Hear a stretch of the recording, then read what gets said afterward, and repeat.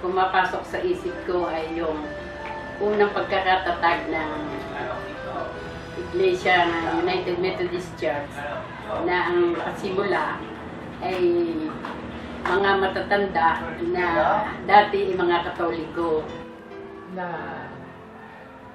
ipinagmamalaki ko ang Methodist Church ng Binuanga kahit saan ako mapunta.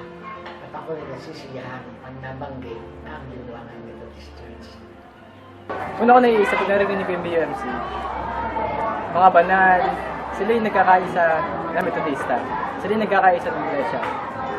At sila yung mga tao na gumagawa ng mga activities para mabago yung ibang tao. Binuangan, United Methodist Church. Siyempre, yung dito ako unang nag-Sunday School, nag-DBCS, at dito rin ako nag-decide na ako ay pumasok sa Harris. Ang pumapasok sa isip ko, andun yung pagkakaisa nila bilang isang mga miyembro ng church. Makikita mo ang pagkakaisa nila dahil hindi lang talagang miyembro kundi buong pamilya.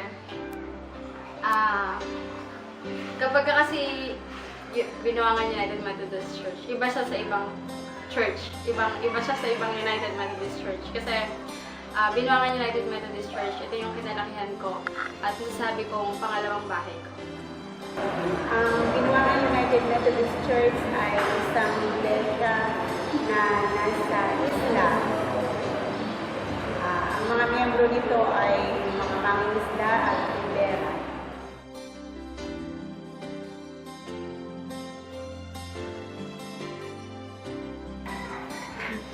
Actually, kinabit ko siya, 1905, natayo ang Binuangan United Methodist Church. 1905.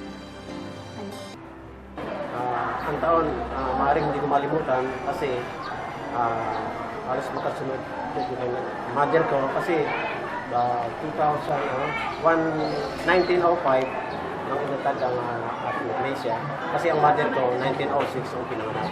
Kaya kumbaga mahalagang araw ito dahil alas din sabay ng aking magulang. Ang Binuangan United Methodist Church ay nailatag noong 1905. Kung ngayon ay 112, 1905. Magaling ako sa math.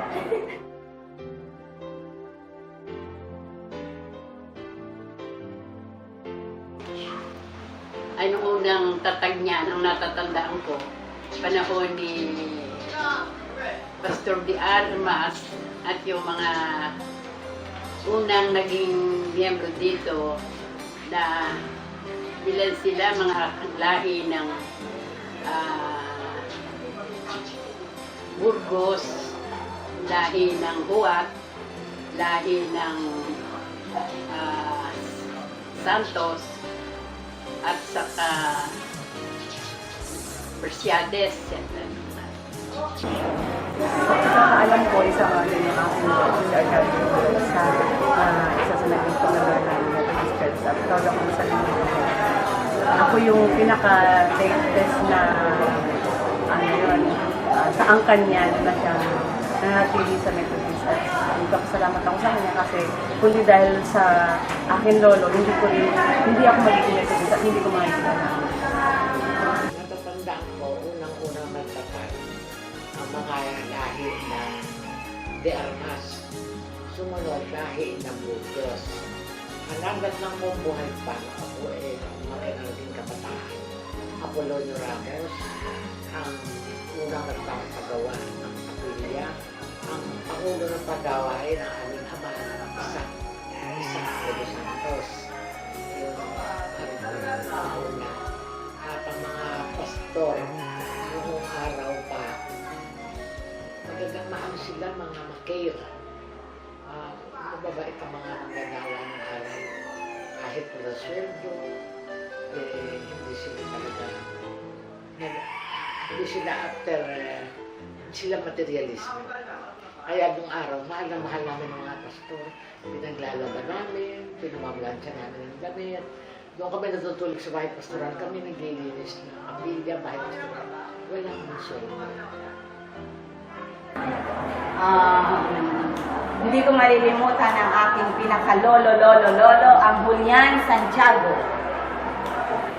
Ang natatandaan ko mga tao sa likod ng Iglesia ng Methodist Church, ang aking anda ay isa sa fundasyon ang Andalusia, ang Mamang Isaac Santos, ang mga Burgos, Manalaysay at Rivera.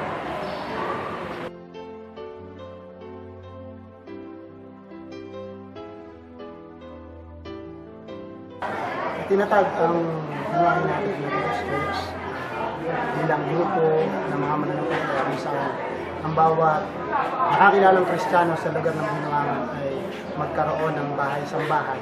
Nagkakaisang Iglesia Metodista kasi ito yung lugar kung saan maraming tao ang kumilala sa Diyos, nanampalataya, kaya natatag ang Iglesia Metodista dito sa Binuangan.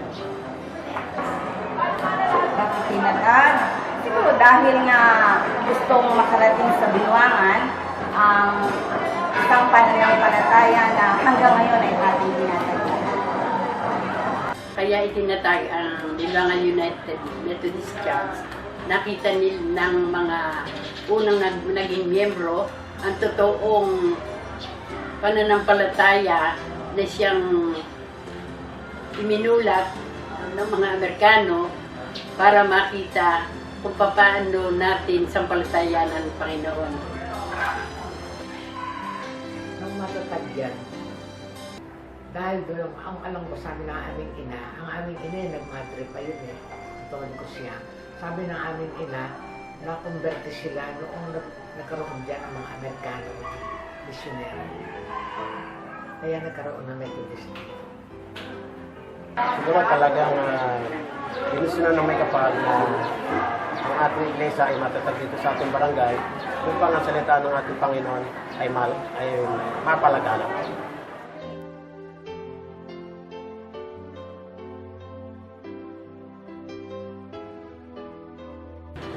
Ang natatandaan ko may dumating ditong Amerikano na nagpahayag ng mabuting balita ng kaligtasan. Maraming nakarinig na mga Katoliko dito na matatanda. Doon sila namulat. Nakita nila ang talagang katotohanan kung paano natin kikilalanin ang ating Panginoon. Alam ko ay may mga Amerikanong pumunta rito noon, panahon mo ay 2 limaan. At may mga kapatid tayo na nauna na nabahagi na ng mga salita ng Diyos at sila ang nagpatuloy na magpahayag.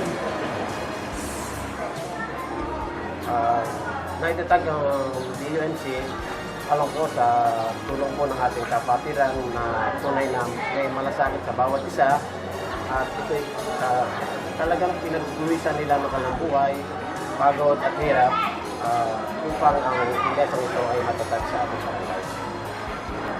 Alam ko ay mayroong mga misyonero na nagpunta rito. Amerikano at ang unang naikayat ay sino nga ba yun? Catalino Santos.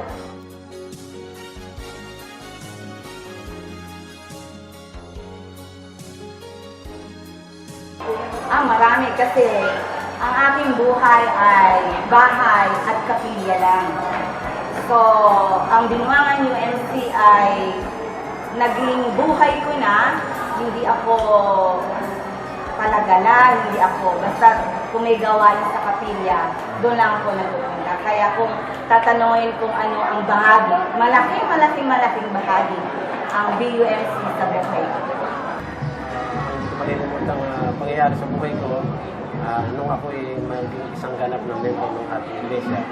Sapagkat sa totoo lang, hindi mo po talaga ako tahal ng Methodist at hindi ako sa kabilang reliyon. Kaya po nung ako sumapit dito, ay hindi ko talaga nakilala ang tunay na Panginoon at ang tunay na pagsamba sa Kanya. Pinaka-the best talaga sa akin yung maging part ako ng Binuangan Ecumenical School of Tomorrow. At iyon ay parte din ng church, kung saan ang school ay school siya ng church, at sobrang thankful ako kasi part siya ng journey ko, na kung ano ako ngayon, kung ano man yung narating ko, sobrang thankful ako kasi yung mga experience na naranasan ko doon ay magagamit ko siya in the future. Siguro yung part na nakapag-aral ako ng college at nakapagtrabaho ako. Kasi hindi ko inaasahan na yung tambay na Roniel, yung tambay na lagi naninigarilyo at lagi nakikipag-away. Darating sa time na makapag-aral ng college at makapagtrabaho sa isang call center company. Ayun. Siguro nung tinayo ako ng pastor na dinatang ko dito, si Pastor Bonana. Kasi bago pa lang ako, itinayo niya ako bilang tagapagsalita ng midweek. Sabi ko, Pastor, bakit naman po ako hindi po ako nakunan? Baka po may nasabi sa akin ng ibang nakunan mga taga-rin ko sa akin. Pero nakita ko doon nung ako ay sa salita ng mga midweek, nakita ko yung pagtanggap nila sa akin. Welcome naman pala ako sa akin. Hindi ko malilimutan sa kalma na baptismo. Ang hindi ko makalimutan na ako ay edad 18 na ako ay kabataan. Ang pastor ay si Pastor Renato Santos na saka konti pa kasi ang kabataan noon, doon ko natanggap ang Panginoon na ako yung naglingkod at yung malaking bagay sa buhay ko hanggang ngayon. Kung bakit ako ngayon ganito, utang na loob ko sa Metodista. Kasi ako nag-high school graduate. Nung mag-aral ako ng elementary, 19 years old na ako. At nung ako yung mag-high school, kala tuloy ng mga kaklasmate ko, ako yung teacher. Kasi dalaga na ako.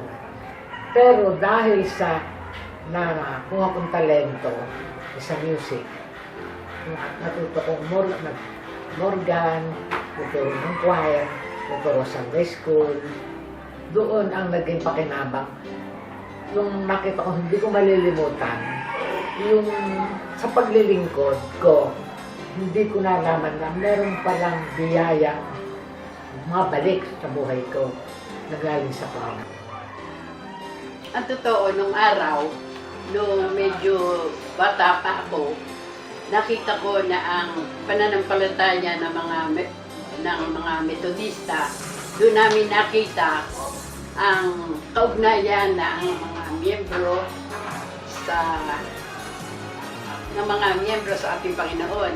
Kaya maraming nahikayat dahil ang buhay na nakita ng mga nagkalat ng magandang balita, namulat ang mata nila sa katotohanan. Kaya noong mga panahon na yon, maraming mga kabataan na pinupuri ng mga tagalabas, sabi nila, ang mga kabataang Metodista, makikita mo sa kanila ang Panginoon. Hindi sila nadadala ng tawag ng sanglibutan. Kaya noong mga panahon na yon, ang mga kabataan ay nagiging ehemplo ng ating baryo. At natutuwa ako at ang mga kabataan ngayon ay nakikita kong sumusunod din naman sa yapak na naging halimbawa ng mga unang mga kabataan na sumunod sa ating pananampalataya.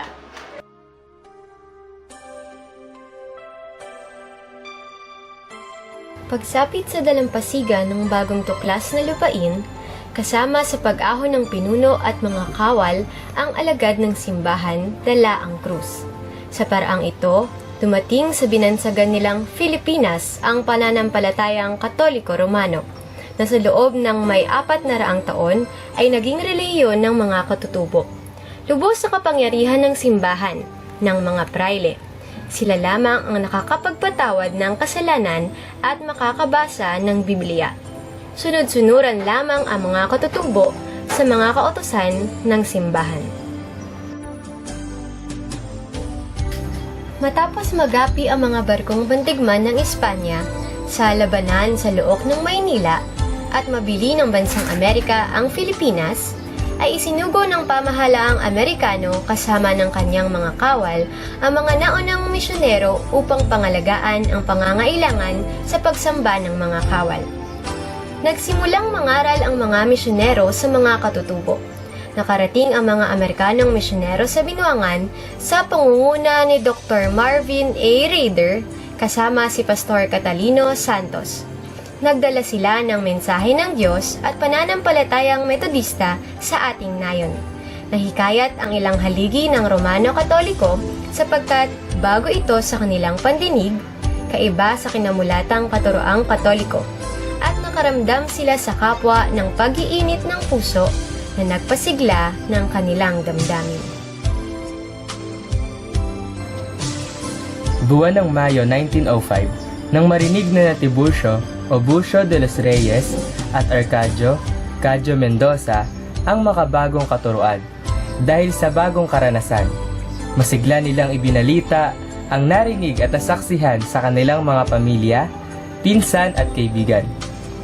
Sabay ng paglagaw ng bagong pananampalataya ay dumating ang mabibigat na mga pagsubok. Matalim at umusgang pagtutuliksa ng simbahang Katoliko. Ang batuhin sa gitna ng pananambahan o dili kaya'y dulutan sila ng malakas na ingay. Ngunit, ang buong kapatiran ay patuloy na nagtapat sa kanilang pananampalataya. Isang pangyayari ang nagbigay ng pagkakataon sa kapatiran na ipakita sa lahat na umuusig ang tunay na kahulugan ng pag-ibig sa kapwa. Ang pakikipagkapwa-tao, pagtutulungan, pagbibigayan ang ilan sa mga naging susi upang maabot ang marami nating kababaryo. Maraming tao ang nagsimulang mag-ukol ng mataas na pagkilala at pagpapahalaga sa kapatiran ng bagong iglesia. Dahil dito, may mga nahikayat sila kaya't naging inspirasyon at hamon ito upang ang ating iglesia sa Queibadya ay matatag noong 1916. Sa pagdaan ng mga taon, ang bagong gusaling sambahan ay naging maliit sa pagpatuloy na padami ng ating kapatiran. Kaya't kinakailangang magtayo ng isang bahay dalanginan. Kahit may kahirapan sa buhay, sa bitkis ng pagkakaisa at pagtutulungan ay nakapagpatayo ng isang kapilya. Sumapit ang ikalawang digmaang pandaigdig. Nanirahan ang mga Hapones sa Binuangan ng ilang panahon at bago sila tuluyang umalis, sinunog nila ang buong baryo kasama na ang bahay-sambahan. Matapos ang ikalawang digmaan, taglay pa rin ang pag-asa at pananampalataya, muling bumangon ang kanyang iglesia. Isang malaking tolda ang naging pansamantalang bahay-sambahan, kasunod ang pagpupunyaging maisaayos ito. Nobyembre 1975, naisa katuparan ang isang kakaiba at panibagong ministeryo ng iglesia. Ito ay sa pamamagitan ng pakikipag-ugnayan ng World Vision Philippines at Bright Star Project 726, isang proyekto kung saan ito ay naglalayon na matulungan ang mga batang nangangailangan sa pamamagitan ng sponsorship at higit sa lahat ay ang mailapit ang bawat sambahayan sa ating tagapagligtas. Isang ministeryo pa rin ang naisakatuparan dahil sa proyektong ito. Ito ay ang unang kindergarten school ng iglesia pagkamat hindi ito nagtagal. Taong 1985 nang formal na naging pag-aari ng iglesia ang lupang kinatatayuan ng bahay-sambahan sa pamamagitan ng bukas na pagkakaloob ng mga kapatid na Angel Huat at kapatid na Rufina de Armas.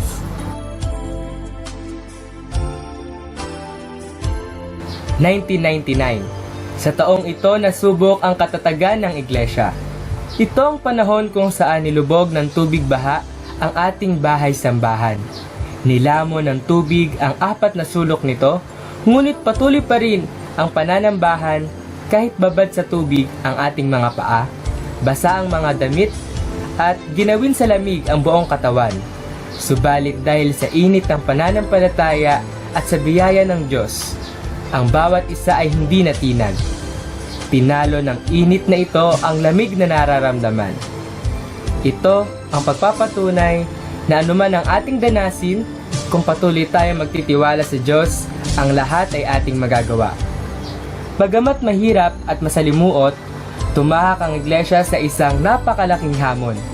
Ito ay ang pagpapatayo ng isang makabagong bahay-sambahan na ginugugulan ng mahigit 5 milyong piso at naising maipatapos at magamit bago dumating ang pagdiriwang ng 100 taong pagkakatatag.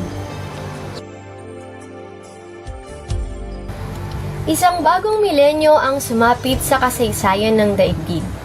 Ito rin ang panahon ng mga panibagong uri ng misteryo ng ating iglesia, habang patuloy na naghahanda para sa 100 taong kaarawan nito. Isang panibagong misyon ang napasimulan na pinangunahan ng mga kabataang may sapat na gulang, ng mga kabataan hanggang sa mga bata. Ito ay ang pagpapahayag ng mensahe ng Diyos sa pamamagitan ng Black Theater sa tulong ni na kapatid na Rona Alfonso at Lenny Mercedes.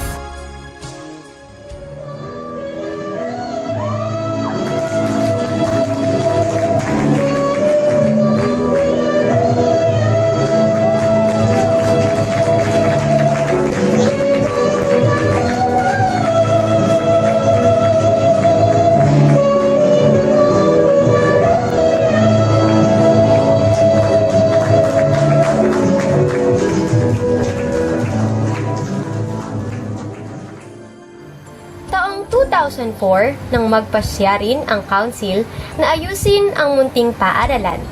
Kaya't ipinasyang ipatala ito sa Securities and Exchange Commission at sa the Department of Education. Sa kasalukuyan, ang SEC registration pa lamang ang naaprubahan, kabilang dito ang pagbabago ng pangalan mula sa Binuangan Ecumenical School sa Binuangan Ecumenical School of Tomorrow. Taong 2016, ang ating paaralan na Binuangan Ecumenical School of Tomorrow ay binigyan ng pagkilala kung saan ito ang kauna-unahang preschool sa division ng Bulacan. Inaprubahan ng Department of Education sa pangunguna ng board chairman nito na si Flordalisa J. Papa. Nagpatuloy ang ating iglesia sa iba't ibang ministeryo. Masiglang inabot ang mga kababaryo at nagsagawa ng mga gawaing makatutulong sa pagpapalagong espiritual na buhay at pagpapalaganap ng salita ng Diyos. Ngunit sa pagsapit ng taong 2020, panibagong pagsubok ang tinahak ng ating iglesia. Ang pagdating ng pandemyang COVID-19. Dahil dito, pansamantalang ipinagbawal ng gobyerno ang pagsasama-sama ng mga tao upang maiwasan ang pagkalat ng nasabing sakit. Ipinagbawal ang pananambahan ng sama-sama sa loob ng iglesia. Sa panahong ito ng pandemya, ang pagtutulungan at pagmamalasakitan ang nangibabaw sa ating lahat. Namahagi ng bigas ang ating church council sa mga miyembro nito. Marami sa ating mga kapatid ang kinatok ng Panginoon upang maging daluyan ng pagpapala at magbahagi ng munting handog sa mga bata sa ating baryo at sa kalapit barangay nitong Salambao. Sila ang ating mga estudyante ng Vacation Church School. Dumating din ang panahon na tayo ay nabigyan na ng pahintulot upang makapagsagawa muli ng pananambahan, alinsunod sa lituntunin ng ating kapilya. Patuloy ang pananambahan maging sa mga tahanan sa pamamagitan ng Facebook Live ay nakapagsisimba ang mga senior citizens, bata at kabataan. Bagamat maraming pagsubok ang ating naranasan, ang Diyos ang siyang nagpala sa bawat isa upang muling bumangon at ipagpatuloy ang ating mga nasimulan. July 24, 2021, na muling magkaroon ng VCS o Vacation Church School. Kaiba sa nakasanayan nating pagtuturo at pag-aaral, ang iglesia ay nagkaroon ng online classes at gumawa ng mga online videos upang maabot ang mga mag-aaral kahit sila ay nasa kani-kanilang mga tahanan. September 3, 2021, matapos ang isang taong pagpapahinto ng Binuangan Ecumenical School of Tomorrow, dahilan na rin sa pandemyang ating naranasan, ito naman ang panahon kung saan muling binuksan ang ating munting paaralan. Taong 2022 hanggang sa kasalukuyan, ang iglesia ay patuloy na bumabangon para ihatid ang mabuting balita. Nagkaroon ng mga makabagong ministeryo na nagpapaalam ng pananampalataya sa bawat miyembro nito. Ang nagkakaisang Iglesia Metodista sa Binuangan ay sama-samang maglilingkod para sa kapurihan ng ating Panginoon. Nagpatuloy ang kanyang iglesia sa mga ministeryong ipinagkatiwala sa kanya ng Diyos. Bagamat bawat taon ay puno ng pagsubok, hindi ito naging hadlang, subalit naging isang hamon sa bawat kaanib upang lalong maisakatuparan ang kalooban ng Diyos sa kanyang iglesia. Ilan sa mga ito ay patuloy na mamamahayag ng salita ng Diyos sa buong barangay kung saan nagkakaroon ng evangelism nights, film showing, cell group, summer retreat, house of praise, at lalong higit ang pag-abot sa mga kapatid sa kalapit bahaging lugar upang maibahagi ang kaligtasang nagmumula kay Kristo.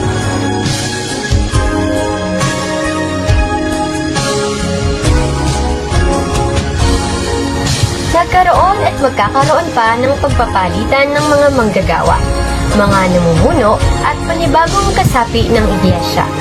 Ngunit, dapat nating tandaan na ang nagkakaisang Iglesia Metodista ng Binuangan ay mananatili sa kanyang misyon na ginampanan sa loob ng maraming taon at patuloy na gagampanan sa darating pang mga panahon. Ito at ang pagpapahayag ng mensahe ng ating Diyos, ang kanyang kabutihan at pagliligtas.